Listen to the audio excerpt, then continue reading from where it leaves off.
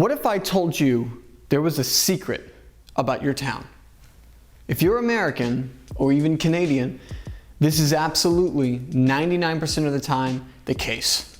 If you live in small-town Georgia, small-town Indiana, small-town North Dakota, small-town Louisiana, even big-time Texas, big-time Denver, big-time Los Angeles, well, I like to call this the automobilization of the country. This country made the automobile mass producible. The car was invented by the French. So this is Benji, the voiceover fix man from the editing place. So basically, the car was not invented by the French. It was invented by a group of people, okay, from different backgrounds. There was a lot of German folks involved, there was English people involved, and there was even, I think, some American people involved. So there was people from all over making the car a wonderful thing. This is Benji and concludes the section of Benji voiceover fix up. Thanks, see you next time, bye. And with the help of a lot of people in Britain, but really Ford, through his mass production capabilities, really made the car viable for people. So it grew in the United States before anywhere else. Also, the car does a great job at solving one of our biggest problems in this country. It's a big place. It's a big place. We have so much land to go across and so many economic centers that really benefit from being able to ship goods to and from different places. And up until that point, we've been using trains. The United States was able to solve one of its biggest problems in one of the most amazing and effective ways possible with the National Highway System Act in the 1930s. And today, we have this amazing system of routes with which we can transfer people and goods in one of the most American ways possible, which is whenever we want. I can get in my car right now and drive to Houston. I can get in my car right now and drive to Atlanta, or Denver, or God forbid, Detroit. But in our zealous efforts to build this wonderful place where we can go wherever we want to and go around this massive country of ours, we developed a problem. And that is, the car is everywhere. The car is no longer an option, the car is a necessity. And this is where the problem stems today. Today in my hometown of Baton Rouge, Louisiana, I live in the outskirts. I live in the suburbs where people have moved to for years. Nonprofit group Small Towns calls it the suburban experiment. And there's a great series of videos by the YouTuber Not Just Bikes that really explains this urban issue in much more detail. But today, I'm just gonna go over the details because it bothers me. In my hometown, Denham Springs, on the outskirts of Baton Rouge, we have a problem. Our problem is we have this small urban core that was essentially abandoned because the urban core really didn't make any sense because Denham Springs became a suburb of Baton Rouge. Baton Rouge, in and of itself, is losing its urban core as well. As of recent, fortunately, some new things have been going on to make the urban core a little bit better, but everyone I ever meet that's not from here says that it's kind of an city. The people here are great, the culture here is great, but the city's kind of And this is the unfortunate problem with things like urban design and urban planning that's only focused for the automobile. And this is a problem that we have to solve in a couple of ways I'm going to mention. Number one, let's start biking again, guys. These cities we've built, they're very large. Urban sprawl is what we call it. One of the things we can do to keep this from being a problem anymore is by implementing machines of transport that may be faster than walking, but actually aren't that bad. I can get from downtown Baton Rouge to the Louisiana State University in about 15 minutes on a bike, if I really wanted to. And it's not even that bad.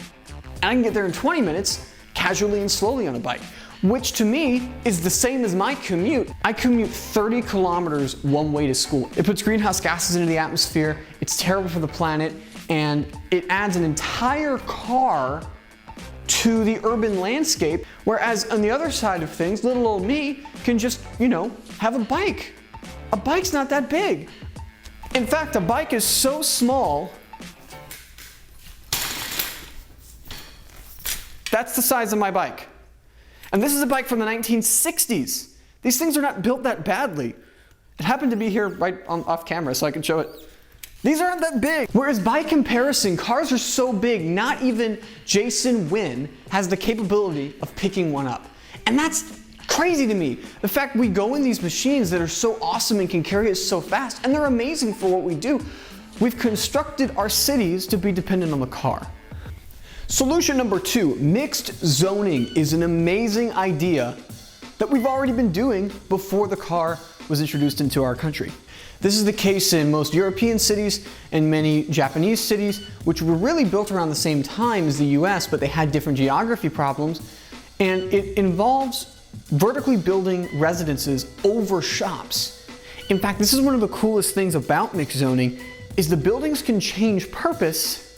So if I wanted to say, buy my apartment, I could buy my apartment and rent it out. And then say, I want to start a business.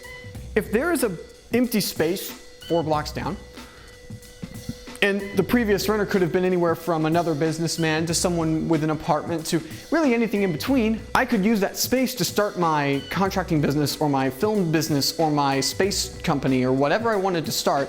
I could start it in that building regardless of what the previous tenant was doing.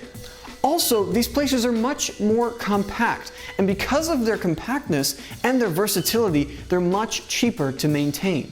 City waterworks, city electric, and city services in general are much less strained when the population is condensed smaller to these areas.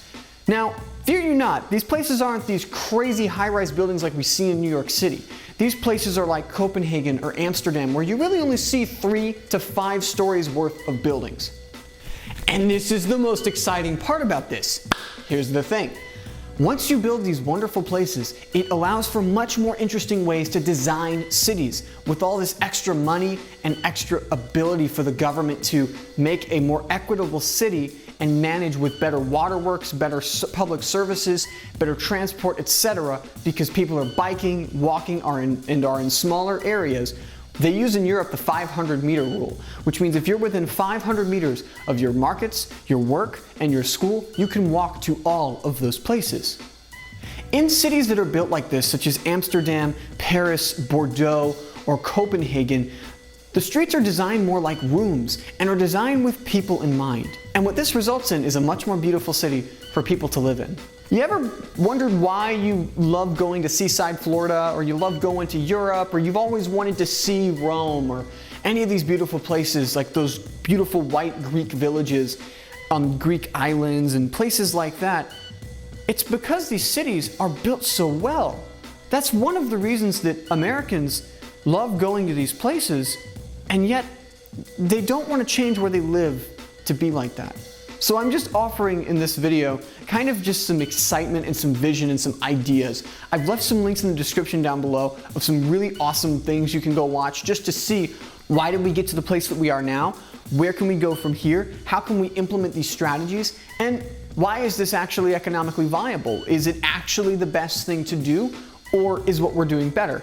I'm going to leave some really great resources down below so you can really look for yourself to see where you want to stand on this. I think it's an important discussion to have, especially as Americans and as Louisianians, as Baton Rougeans, as Texans, as Oklahomans, because this is where we live.